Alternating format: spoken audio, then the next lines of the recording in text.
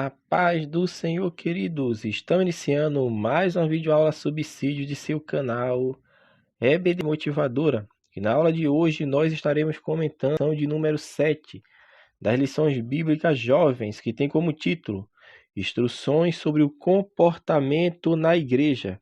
Nós estamos dando prosseguimento aos nossos estudos bíblicos deste trimestre, o qual estamos comentando o tema geral. Sejam firmes, ensino sadio e caráter santo nas cartas pastorais. E na lição de hoje, lição de número 7, estaremos falando sobre instruções sobre o comportamento na igreja. O texto principal encontra-se na primeira carta aos Coríntios, capítulo 6, versículo 12. Todas as coisas me são lícitas, mas nem todas as coisas convêm. Todas as coisas me são lícitas, mas eu não me deixarei dominar por nenhuma. Resumo da lição. A igreja tem um relevante papel como coluna e firmeza da verdade, e trata do mistério da piedade, que é a sublime revelação de Cristo. O texto bíblico encontra-se na primeira carta de Paulo a Timóteo, capítulo 3, dos versículos 14 ao versículo de número 16. Então vamos iniciar a lição de número 7, instruções sobre o comportamento da igreja. O texto que a gente vai analisar, e é o tema dessa lição de hoje, é bem curto, são apenas 3 versículos, mas de grande importância da carta de Paulo a Timóteo. Esses 3 versículos que nós teremos por base o estudo desta lição de número 7, ele vai trazer um riquíssimo conteúdo. Neste trecho a gente vai ver que Paulo tinha o desejo de querer rever Timóteo. Vai falar do papel relevante da igreja, a igreja sendo tratada como a coluna e a firmeza da verdade, vai tratar do mistério da piedade, nós vamos falar sobre isso, e a sublime revelação de Cristo, que é esse mistério da piedade que nós vamos destrinchar nos tópicos desta lição. Então, meus amados irmãos, nós vamos refletir a respeito deste conteúdo da verdadeira mensagem cristocêntrica. Este é o foco da nossa lição. Entender que a mensagem do Evangelho é uma mensagem cristocêntrica, que deve estar isenta, que deve estar livre de todo o Evangelho, tanto político quanto moral, que é o que é chamado nos nossos dias de evangelho social. Então vamos estudar tudo isso. Para iniciar a lição, o autor vai iniciar falando sobre os propósitos de Paulo. Nós vemos nesse pequeno trecho ao final do capítulo 3 da primeira carta a Timóteo, vemos uma palavra pessoal de Paulo para Timóteo, porque ele coloca bem claro: escrevo-te estas coisas. Você percebe que o tom que agora Paulo está utilizando no finalzinho da carta está tratando com Timóteo, ou seja, ele tem uma palavra pessoal para Timóteo, ou seja, uma palavra de instrução para Timóteo transmitir para a igreja que se encontrava ali em Éfeso. Então Paulo diz: olha, eu estou te escrevendo estas coisas, mas eu espero ver-te bem depressa. É o versículo 14. Escrevo-te estas coisas esperando ir ver-te bem depressa. Então, este trecho que Paulo fala: eu quero te ver bem depressa. Paulo queria ver Timóteo. E isso mostra que Paulo estava com a pretensão, sim, de voltar, de retornar para a Europa, ou seja, para a Macedônia e para a Ásia Menor, que hoje é a atual Turquia. E ele tinha um objetivo, que era de reencontrar o seu amigo fiel e seu fiel cooperador na obra do Senhor. Paulo, meu irmão, a gente já falou sobre isso, escreveu a sua primeira carta a Timóteo durante a viagem que ele fez depois de seu primeiro aprisionamento. Paulo teve um primeiro aprisionamento em Roma, e foi justamente nesta ocasião que ele escreve a primeira carta a Timóteo. Quando estava aprisionado em Roma, depois do seu aprisionamento em Roma, foi quando ele visitou Creta. E é justamente nesta viagem, após a sua primeira prisão, que ele deixa Tito em Creta. Nós também vamos falar sobre a carta de Paulo a Tito. Por enquanto estamos falando da carta de Paulo a Timóteo, que é as cartas pastorais. A carta que Paulo escreveu a Timóteo, a primeira e a segunda, e a carta a Tito.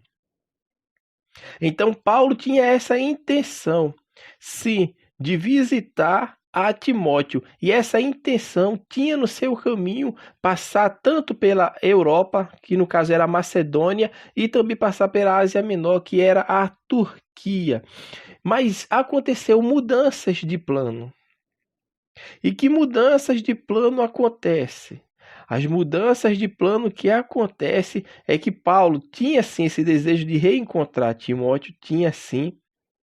Mas quando vamos ler as Sagradas Escrituras, principalmente as cartas que Paulo está escrevendo a Timóteo, percebemos que não existe evidência que de fato Paulo tenha retornado à Ásia Menor. E percebe-se bem claro outro fato importante é que quando Paulo está escrevendo para Tito, algum tempo depois, Paulo diz que tinha pretensão de passar o inverno em Nicópolis. Está em Tito, capítulo 3, versículo 12, para os irmãos terem a referência. Então, o que de fato aconteceu? Paulo queria reencontrar Timóteo, sim, queria reencontrar. Porém, aconteceu mudanças de plano, sim, porque as evidências internas das Sagradas Escrituras, dos textos que Paulo escreve a Timóteo e a Tito, parecem mostrar que Paulo não teve a oportunidade de encontrar-se com Timóteo. Então, o que é mais provável que tenha acontecido? Que, de fato, Paulo saiu ali da Ásia Menor para a cidade de Troade. 2 Timóteo, capítulo 4, versículo 13. Paulo possivelmente visitou a Macedônia, desceu a Coríntio e de lá seguiu para Nicópolis. E justamente em Nicópolis é onde provavelmente ele foi preso e levado a Roma. Observe que houve mudanças nos planos. E o que o autor, quando está colocando este assunto aqui na lição de número 7, o que é que ele está querendo nos mostrar? Que o homem faz planos. Paulo também fez planos. E é errado fazer planos? Não é errado fazer planos. Por isso a Bíblia fala que os planos de Deus, os pensamentos de Deus, eles são mais altos do que os nossos. Mas ele não diz, olha, deixa de sonhar, deixa de ter planos. Não, você tem que fazer planos. Mas tem que entender que o plano de Deus, o caminho que Deus trilha para o homem é bem maior do que o que o homem almeja trilhar. E foi justamente o que aconteceu com Paulo. Paulo fez planos. Qualquer pessoa faz planos.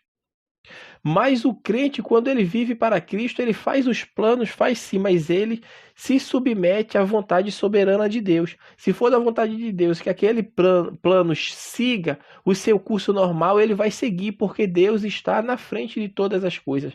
Mas se aquele plano que o homem faz não estiver alinhado com o que Deus está querendo para o homem naquele momento, tenha certeza que os planos vão ser mudados. E foi justamente isso que aconteceu com o apóstolo Paulo. Ele tinha planos, porém os planos dele não foi concretizado. Possivelmente ele não conseguiu rever a Timóteo e daquele momento em diante foi preso, levado para Roma, onde foi morto no governo do imperador Nero. A carta, o apóstolo Paulo continua escrevendo, ele fala que, mas se eu tardar, para que saiba como convém. Paulo fala, mas se tardar, ou seja, eu procuro ir rever-te depressa. Mas se eu tardar, olha a observação que Paulo fala. Paulo queria rever Timóteo, sim. Tinha pressa em querer rever Timóteo. Aí o que Paulo fala? Como eu quero ter-te depressa contigo, e a ocasião ainda não se tornou oportuna, eu vou te enviar primeiro uma carta, mas eu espero ver-te, porque é o que está escrito na carta. Paulo envia a carta para Timóteo, e na carta está dizendo que vai procurar revê-lo bem depressa. Mas se ele tardar, aí ele vai dar as instruções que nós vamos falar no segundo tópico. Mas neste ponto aqui que o autor coloca, mas se tardar, nós percebemos que Paulo enviou a carta, E na carta estava dizendo lá que ele tinha pressa em querer rever Timóteo, mas ele poderia tardar, porque ele faz os planos. Mas Deus é que confirma se de fato aquele plano vai se concretizar ou não. E Paulo entendia disso. Então o que Paulo fez? como um homem de Deus, que é precavido e diligente, ele faz o uso melhor possível do principal meio de comunicação da época. E qual era o melhor meio de comunicação à época de Paulo? Cartas. E Paulo faz justamente isso, escreve cartas a Timóteo. E na carta que Paulo escreve, Timóteo já é suprido de orientações pastorais, porque estamos estudando as cartas pastorais, que eram as instruções que de fato ele iria receber pessoalmente. Então Paulo faz isso, foi sábio, ele soube usar de sabedoria, ele usou os meios de comunicação da época como uma bênção em benefício do evangelho. E isso é o que nós podemos também fazer nos dias atuais. Os meios de comunicações podem trazer edificação não só para o crente, mas também para a igreja, quando ele é usado de forma para glorificar o nome de Deus, que foi o que Paulo fez. Qual o meio de comunicação mais fácil e mais rápido de eu me comunicar com Timóteo? Cartas. Então eu vou escrever carta, e foi justamente o que ele fez, porque ele não sabia se iria tardar. Por isso ele fala, eu quero ver-te bem depressa, mas se eu tardar, entende isso, se eu tardar, olha o que Paulo fala, para que saibais como convém andar na casa de Deus, que é a igreja do Deus vivo, a coluna e firmeza da verdade, que vai entrar agora no segundo tópico da lição. Como convém andar. Paulo aqui, quando está escrevendo, e fala como convém andar, meu irmão, o ensino não era somente para Timóteo. A carta foi escrita para Timóteo como instrução pastoral. E instrução pastoral era para passar para a igreja que estava em Éfeso, assim também como para todos os crentes. Por isso essa carta está em nossas mãos, para entendermos e compreendermos. Então são instruções quanto ao comportamento de todos os que são chamados para pertencer à família de Deus na nova aliança. E Paulo prossegue falando, porque é a casa de Deus, do Deus vivo. O sentido aqui, quando Paulo fala casa de Deus, ele não está falando da estrutura física do templo, não. Paulo não está se referindo a este templo, como nós hoje congregamos no edifício, mas está se referindo ao corpo de Cristo. E o que é o corpo de Cristo? É a igreja. E que igreja é essa? É o corpo místico de Cristo. A igreja invisível, formada por santos, tanto do Antigo Testamento quanto do Novo Testamento. Aqueles que passaram já a habitar com o Senhor, quanto aqueles como estamos na nossa situação, militando pela fé em Cristo Jesus. Então, Paulo aqui está falando da casa de Deus, está falando dessa igreja, que é a reunião de todos os santos. É onde Deus habita, é a habitação permanente de Deus, é a universal assembleia, é a igreja dos primogênitos que estão escritos no céu. Então aqui, meu irmão, nós devemos entender que Paulo está falando da igreja como corpo místico de Cristo e fala do Deus vivo, porque essa é a igreja do Deus vivo. Paulo está contrastando. Porque em Éfeso, como nós falamos nas lições iniciais deste trimestre, existia um templo e aquele templo era muito visitado, que era a deusa Diana ou a deusa Afrodite. Tanto faz, pode ser do grego ou do romano, é a mesma deusa que está falando. E aquela deusa ali, aquele templo pagão, trazia muitos benefícios à cidade, ou seja, era uma cidade turística e os turistas, muitas pessoas que visitavam aquela cidade, iam visitar o templo da deusa Diana, e naquele templo ali acontecia coisas absurdas, pérfidas. E Paulo justamente está contrastando, falando a igreja do Deus vivo. Paulo está dizendo, a igreja da qual nós devemos andar é uma igreja do Deus vivo, é um Deus que fala, é um Deus que ouve, é um Deus que age, é um Deus que anda, não é um Deus estático, feito por mãos de homens, mas é um Deus que tem todo o poder. É isso que o apóstolo Paulo está contrastando. E no livro de Atos, capítulo 19, versículo 1 ao 20, mostra de um relato que aconteceu na cidade de Éfeso. Quantas pessoas estavam se convertendo a Cristo porque estavam entendendo que o evangelho que estava sendo pregado era o evangelho do Deus vivo. Hoje também nós temos que ter essa convicção. Precisamos ter fé, convicção de que nós estamos servindo um Deus vivo. E nós não podemos perder, meu irmão, essa poderosa presença de Deus em nossa vida, seja ela individualmente ou na igreja, ou seja, coletivamente. Precisamos então estar em frequente oração, dedicar tempo para se exercitar a devoção, a piedade, e isto inclui algumas disciplinas espirituais. Essas disciplinas é que nos levam a conhecer e amar cada vez mais a nosso Deus, porque conhecendo a Deus saberemos como agradá-lo cada vez mais. E para encerrarmos a lição de hoje, o autor vai falar sobre o mistério da verdade. Ele vai falar agora da igreja aqui como coluna da verdade, a verdade libertadora e o conteúdo da mensagem. É o que está na leitura bíblica, no texto bíblico que fala. E sem dúvida alguma, grande é o mistério da piedade, aquele que se manifestou em carne e foi justificado em espírito. Dos anjos, visto dos anjos, pregado aos gentios, crido no mundo e recebido acima na glória. Então, neste ponto aqui, o autor vai falar sobre justamente isso, sobre o mistério da piedade, coluna da verdade. Aqui tem mais que um sentido geral. Esse mistério da piedade, mistério que está falando aqui, ou a razão de nossa devoção é Cristo. Cristo, a palavra encarnada, em torno de quem estão escondidos os tesouros da sabedoria e do conhecimento.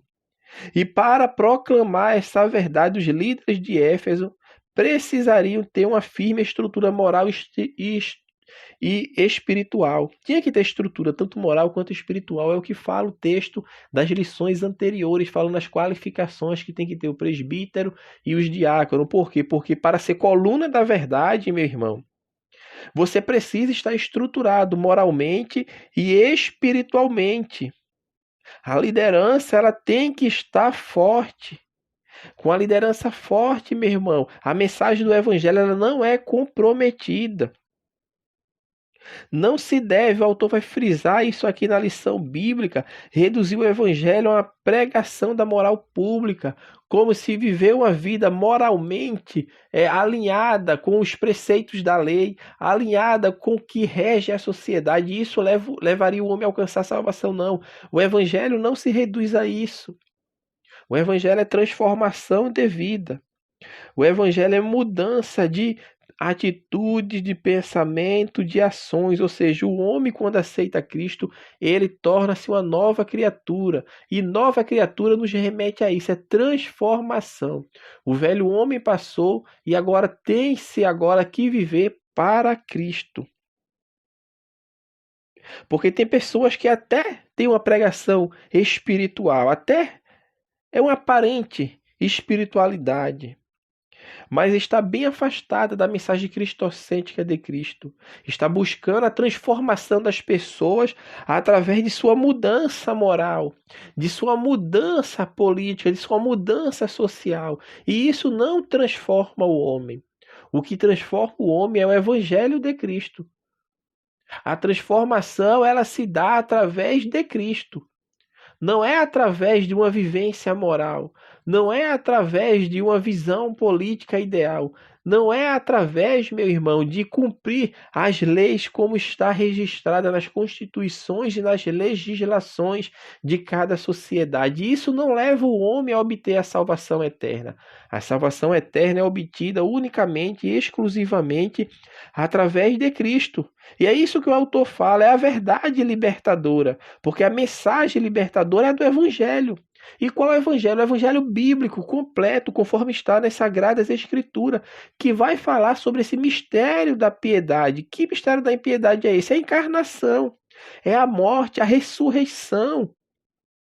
E por fim, a glorificação de Cristo, porque ele morreu, ressuscitou e hoje está glorificado diante de Deus Pai, intercedendo por cada um de nós. É o poder regenerador, é o poder justificador e redentivo eterno que Cristo cumpriu para cada um de nós, porque nós merecíamos estar mortos, ou seja, a perdição eterna. Mas Cristo pagou a penalidade que estava imputada para cada um do ser humano. Cristo cumpriu cabalmente o que estava escrito na lei. Ele foi o único que seria capaz e foi capaz de cumprir toda a lei. Por isso a Bíblia nos fala que o cumprimento da lei é Cristo. E ele fala, olha, eu não vim abrogar a lei, nem os profetas, eu não vim destruir essas coisas.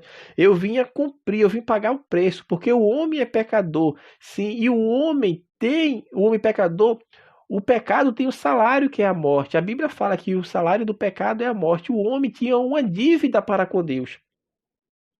Essa dívida, meu irmão, ela não foi perdoada. O homem não foi absolvido. O homem foi, meu irmão, teve a sua penalidade paga. A absolvição quer dizer uma pessoa que deixou de cumprir a pena, que deixou de pagar a penalidade. Não, o que Cristo fez não foi absolver, mas foi pagar a penalidade que caberia a cada um de nós pagar. Cristo foi lá e pagou e nos livrou da condenação do pecado, porque ele se fez pecado por nós, ou seja, Cristo pagou através do seu sangue aquilo que caberia a cada um de nós cumprir e pagar. Então o homem pecador ele é justificado por Cristo, e justificação remete a isso. Alguém veio e pagou a penalidade e nos declarou justo. A pena tinha que ser paga, porque isso era uma exigência da lei de Deus. A exigência da lei de Deus era o homem cumprir perfeitamente a lei. Existia algum homem que era capaz disso? Não. Então essa era a exigência de Deus. E a segunda exigência era que o homem que caísse em qualquer de um dos mandamentos era merecedor da morte eterna. Porque quem descumprir apenas um mandamento da lei caiu. Deixou de cumprir toda a lei. É o que Tiago escreve. Se alguém deixar de cumprir um único de mandamento, deixou de cumprir toda a lei. E todos os homens estavam nesta situação. Mas Cristo veio e trouxe vitória para o homem que o receber, justifique. Ele pagou a penalidade. Não pense que a sua penalidade não foi paga. Cristo quem pagou. Nós não tínhamos condição de pagar, mas Cristo pagou. Então é esse o evangelho que transforma. Não é a pregação moral, não. Não é isso que salva o homem. Não é um discurso político na vã esperança de transformar a sociedade, não. A igreja sempre, meu irmão, de uma hora ou por outra, foi perseguida. E você pode perceber isso nos dias que nós estamos vivendo, que tem pessoas que estão querendo alcançar, transformar a sociedade com uma pregação moral, com uma pregação política. Mas o que transforma o homem é a pregação do evangelho. A transformação tem que acontecer de forma individual. Quando a transformação ela atinge o coração de cada ser humano, justamente, meu irmão, isto vai fazer com que o coletivo seja alcançado. Não existe libertação da sociedade se os indivíduos estão presos em seus delitos e pecados. A transformação ela acontece na vida de cada ser humano. Então a transformação ela se dá através da verdade libertadora que é a palavra, o evangelho de Cristo, o verdadeiro evangelho. Aquele que apresenta Cristo, o homem perfeito, o único que teve o poder para libertar. Perdoou os pecados, pagou a penalidade que estava sobre cada um dos seres humanos. E isso é operado através da sua obra de regeneração, a qual o homem passa por esse processo instantâneo de ser restaurado, regenerado, justificado e vai viver agora uma vida em santidade. E o conteúdo da mensagem deve ser esse. Que conteúdo? Cristo. Cristo é o conteúdo da mensagem bíblica que é falada, porque as pessoas estão tentando aí psicologizar a mensagem do evangelho, tentando transformar as pessoas com conteúdos motivacionais, com conteúdos de autoajuda. Por isso a teologia coach aí está fazendo sucesso, porque é isso que as pessoas querem. As pessoas querem ser moralmente perfeitas, achando que a sua moralidade vai levá-la ao céu, como se a salvação fosse alcançada por méritos próprios. Mas isso, meu irmão, não é o conteúdo da mensagem do evangelho. No meio pentecostal acontece também movimento que não tem solidez bíblica, movimentos que não têm solidez doutrinária. Por isso, muitas igrejas estão caindo em descrédito, as pessoas olham para aquilo e estão vivendo como forma banal, estão banalizando as coisas de Deus, as doutrinas, porque não tem base bíblica. Mas a igreja de Deus, coluna e firmeza da verdade, ela deve sustentar, meu irmão, a proclamação do mistério da piedade. E é isto que Paulo expressou através do trecho deste hino, bem conhecido dos crentes primitivos. 1 Timóteo, capítulo 3, versículo 16, o último versículo. Aquele que se manifestou em carne foi justificado em espírito, visto dos anjos, pregado aos gentios, crido no mundo e recebido acima na glória. Em poucas palavras, o que Paulo estava falando, a mensagem do evangelho, o conteúdo da mensagem cristã tem que ser cristocêntrica. Cristo no centro, Cristo no meio. Fazendo isso, nós estamos buscando um equilíbrio. E qual é o segredo de ter o equilíbrio na mensagem bíblica? É este, é ter Cristo sempre no centro. E no centro de quê? De todas as coisas. Cristo deve ser a centralidade. Devemos interpretar e aplicar os ensinos relativos a todas as áreas da vida, tendo Cristo como centro da mensagem e do conteúdo do Evangelho. Assim, meus amados irmãos, estamos encerrando esta lição bíblica aqui, a qual nós comentamos, a lição 7. Instruções sobre o comportamento da igreja. Que Deus abençoe os irmãos e até a nossa próxima aula, se assim o Senhor permitir.